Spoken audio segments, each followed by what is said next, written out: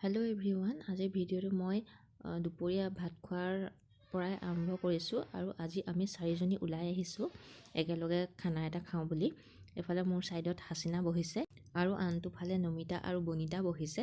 আৰু আমাৰ এইদৰে সৰু সুৰা পাৰ্টি বা খানা পিনা চলিয়ে থাকে আৰু কিবা অকেজন থাকিলে বিশেষকৈ আমি ঘৰলৈ নাযাওঁ বা কোনেও টিফিন নানে, সকলোৱে বাহিৰতে খায় এইদৰে। খানাটো অলপ হেভিকৈ খালে মানে মুখখন অলপ বেয়া বেয়া লাগি থাকে, মানে মাছ মাংস এইবিলাক খালে। সেইকাৰণে ভাবিলোঁ তামোল এখনকে খাই যাওঁ আৰু আমি দাদাজনৰ ওচৰলৈ আহিছোঁ মিঠা পান এখন খাবলৈ।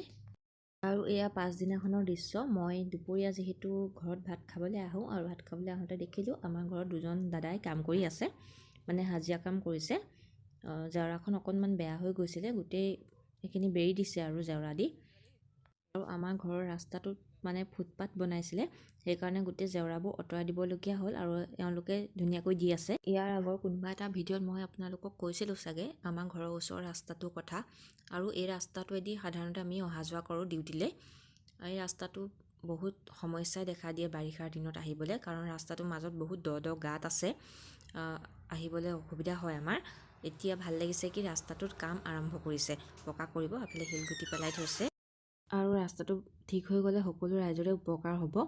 আৰু এইফালে সন্ধিয়া ঘৰলৈ আহি পালোহি আৰু বহু দিনতে আনি থোৱা চব গুটি কেইটামান আছিলে, তাকে ভাজি লৈছোঁ। এয়া পাহৰিয়ে যাওঁ, সদায় কৰিম কৰিম বুলি ভাবোঁ, পাহৰিয়ে থাকোঁ, গতিকে আজি সময় পাওঁতে কৰি লৈছোঁ।